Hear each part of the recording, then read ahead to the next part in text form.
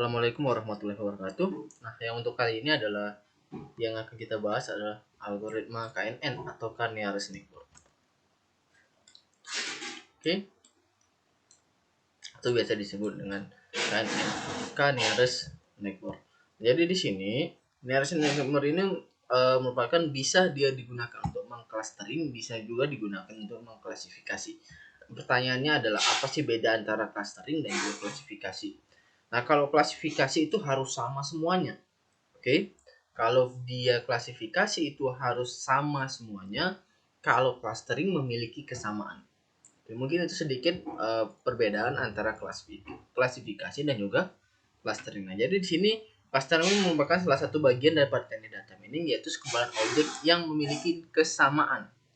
Oke, jadi dalam arti kesamaan ini bukan seluruhnya harus sama, tetapi dia jika mempunyai kesamaan maka dia kita masukkan dalam klasternya. Beda ya dengan klasifikasi. Kalau kita klasifikasi berarti dia harus ada kelompoknya, mengkelompokkan yang memang benar-benar sudah sesuai dengan aturan-aturan ataupun kriteria yang sudah ditentukan di antara anggotanya yang dan memiliki ketidaksamaan dengan objek lain pada klaster lainnya. Dengan kata lain, klaster adalah sekumpulan objek yang digabung bersama karena persamaan dan kedekatannya. Persamaannya.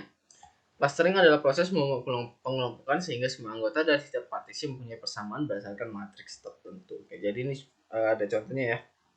Bisa kita lihat bagaimana sih daripada si cluster tersebut. Oke, kemudian di sini perbedaan antara klasifikasi dan clustering adalah hasil analisa. Pada klasterisasi dinyatakan dengan varians. Oke, dari dalam arti varians itu misalnya ada satu kelompok nih, ada kelompok A, B, C dan juga ada klaster, ada 3 klaster, klaster A, klaster B, klaster C dan juga klaster A, B, C ya, 3 klaster. Di dalam klaster A, 1B dan 1C itu tidak homogen. Dalam arti tidak hanya satu bentuknya, jadi varian dia banyak. Dia banyak di dalamnya itu banyak. Di dalamnya itu banyak macam-macamnya. Banyak macam-macam jenisnya, itu dikatakan dengan klaster. Tapi sedangkan dia untuk klasifikasi itu misalnya kita kelompokkan, masukkan dalam satu kelompok, itu di dalam satu kelompok itu isiannya adalah sama semua. Kemudian sedangkan klasifikasi hasil diukurkan menggunakan rasio kesalahan. Nah, perbedaannya lagi pada dataset, kalau dia sifatnya klasterisasi, oke, kalau pada klasterisasi dia tidak ada namanya atribut atau label. Sedangkan pada klasifikasi itu terdapat atribut ataupun labelnya ataupun kelasnya. Ya, jadi itu membedakan antara klasifikasi dan juga klasterisasi. Nah, kemudian di sini klaster adalah analisa teknik yang bertujuan memisahkan objek ke dalam beberapa kelompok yang mempunyai sifat berbeda antara kelompok satu dengan yang lainnya. Dalam analisis ini tiap-tiap kelompok bersifat homogen antar anggota dalam kelompok atau variasi objek dalam kelompok yang berbentuk sekecil mungkin. Oke, nanti ini mungkin bisa dibaca sendiri ya. Misalnya di sini KNN ini termasuk ke dalam supervised learning di mana hasil query instant yang baru diklasifikasikan atau diklasterisasikan berdasarkan mayoritas. Jadi sebelumnya udah belajar ya apa itu supervisor dan juga apa itu unsupervised. Jadi di sini dia menggunakan data yang sifatnya adalah supervised learning. Nah, di sini untuk mencari KNN kita harus tahu dulu nilai K-nya, atau nilai K-nya adalah nilai tetangga terdekat dari sebuah datanya. Itu yang pertama. Jadi dalam KNN ini kita harus tahu dulu nilai K-nya ini. Oke, kemudian di sini KNN adalah suatu metode yang menggunakan algoritma supervisor di mana hasil dan sampel uji yang baru diklasifikasikan berdasarkan mayoritas dan kategori pada KNN.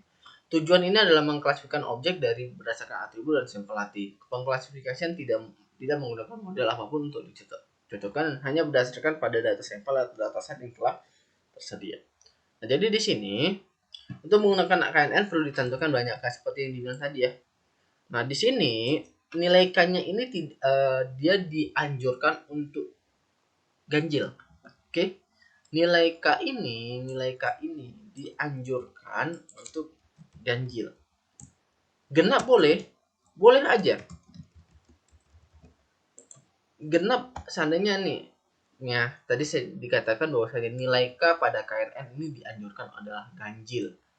Pertanyaannya apakah genap boleh? Boleh aja. Boleh aja. Hanya saja berbedanya nanti menjadi masalah ada. Misalnya kita tentukan nilai K-nya itu 4. Oke, kita tentukan nilai K-nya itu sama dengan 4. Sudah? Misalnya yang satu itu hasilnya ya. Kemudian yang dua itu hasilnya ya. Kemudian yang tiga itu hasilnya ya. Oke, yang tidak. Keempat itu hasilnya tidak. Nah, seandainya kita jumpa kasus seperti ini, ya kita bingung nih. Kita bingung. Bingungnya gimana? Karena konsep daripada KNN ini kita akan melihat nilai yang terbanyak dari tetangganya.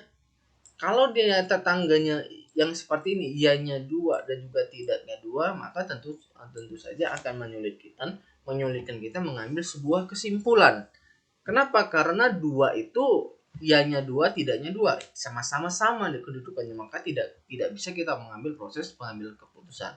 Maka dianjurkan dia ganjil. Ganjil itu misalnya berapa? Misalnya 3, kemudian 5, 7 dan seterusnya. Misalnya di sini ngambil contohnya, saya ambil contoh K-nya itu 5. Oke, berarti di sini yang 1 ya, 2-nya ya, kemudian 3-nya ya. Kemudian sini 4-nya tidak, 5-nya tidak. Oke. Nah, jadi kalau kasusnya seperti ini dengan K yang 5, maka kita dengan mudah mengambil keputusan. Kenapa? Karena yang ini yang ya jumlahnya 3, tidak jumlahnya 2. Jadi maka keputusan yang bisa diambil adalah dapat dari nilai yang ini, yang ya sama dengan 3. Nah, jadi di sini ya. Jadi di sini untuk nilai K-nya itu dianjurkan adalah ganjil. Dianjurkan, tapi bukan berarti tidak boleh genap. Ya silakan aja kita gunakan genap. Tapi masalahnya adalah nanti ketika kasus yang seperti tadi itu akan sangat membingungkan di dalam proses pengambilan keputusan. Nah, gimana caranya? Dalam KNN ini ada pun langkah-langkah yang harus kita lakukan adalah yang pertama kita menentukan parameter K tadi. Nah, nilai K-nya kita tentukan terlebih dahulu. Kemudian kita menghitungkan jarak terdekatnya menggunakan Euclidean distance. Kemudian setelah kita dapatkan ini, setelah kita menghitung jaraknya, jarak antara data baru dengan tetangga-tetangganya atau data-data sebelumnya, kemudian kita susun secara ascending atau menilai dari tinggi ke rendah. Kemudian kita mengkelompokkan nilai-nilai kategori tadi, kemudian yang terakhir ada mengambil keputusan. Nah, ini rumusnya ya. Rumusnya untuk menghitung jarak antara data yang baru dengan data yang lama. D ini adalah jarak, Q ini sampel data, dan P ini data uji atau data testing. Contohnya gimana? Seandainya seperti ini. Seandainya ada seperti ini, ada 7 data nih. Sudah. Ini data yang pertama, jika temperatur udaranya 20 derajat, kemudian kecepatan angin 10, kelembapan udara 26, keterangannya hujan. Sampai dengan data yang ke-7, 18 derajat, 14, 22 derajat, kemudian tidak. Kemudian ada muncul data baru. Data barunya ini 23, 15, 21. Nah, di sini masalahnya kita nggak tahu nih, kita mau menentukan kira-kira kita klasterisasinya mau kita klasterisasikan kemana.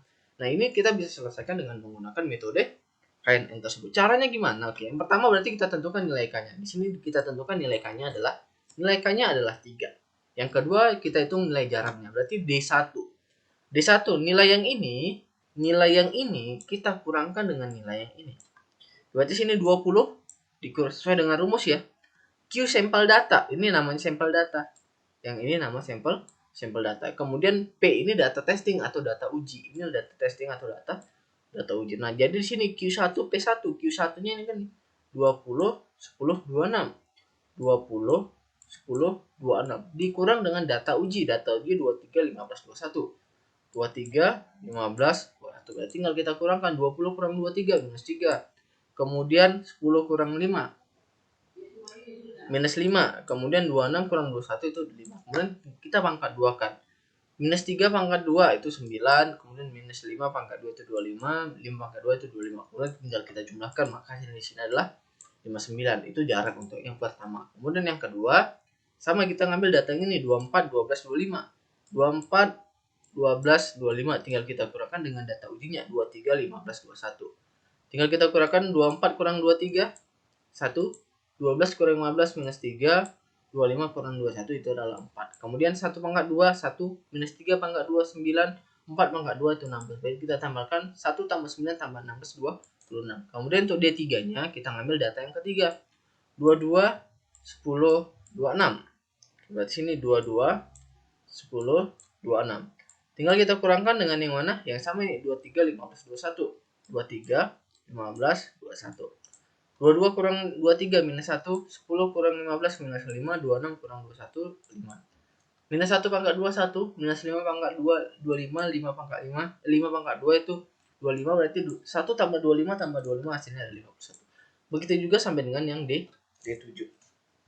Begitu caranya untuk mencari mulai dari D1-nya sampai dengan D7. Kemudian setelah kita mencari menghitung jaraknya, kemudian kita buat tabelnya untuk mengurutkan mulai dari yang terkecil sampai dengan yang terbesar. Nah, kita susun ini terlebih dahulu nih. Yang pertama tadi jaraknya 59, yang kedua jaraknya 26, yang ketiga jaraknya 51, 4 jaraknya 56 sampai dengan yang ketujuh jaraknya adalah 27. Kemudian kita susun, kita urutkan mana mulai dari yang paling kecil. Mulai dari yang paling kecil. Berarti di sini. Oke, ini kita bukan berdasar ini nomor ya, bukan data keberapa. Berarti kita susunkan mulai dari kecil, itu 26, 27, 49, 51, 56, 59, 78. Oke. Kemudian setelah kita urutkan, tadi kan parameternya kan K-nya adalah 3. Nilai K-nya ada 3. Nah, berarti di sini ketiga nilai inilah yang atas, 3 paling atas ini yang akan kita gunakan untuk proses pengambilan keputusan. Maksudnya gimana? Oke, ini ya. Yang ini 24, 12, 25, kemudian 26, 24, 12, 25, kemudian 26, selanjutnya 18, 4, 22, 27, 18, 4, 22, 27, kemudian 25, 12, 27, 49. 25, 12, 27, 49. Berarti ini 3 yang terkecil. Nilai K-nya 3. Nah, kemudian dari ini kita bisa melihat nih, hasilnya gimana? Yang paling banyak muncul apa? Yang paling banyak muncul di sini adalah tidak. Yang paling banyak muncul di sini adalah tidak. Maka jika dia yang ini 23, 15, 21, maka bisa didapatkan hasilnya adalah tidak. Nah, jadi begitu kira-kira penjelasan terkait dengan metode algoritma K-nearest neighbor pada data mining.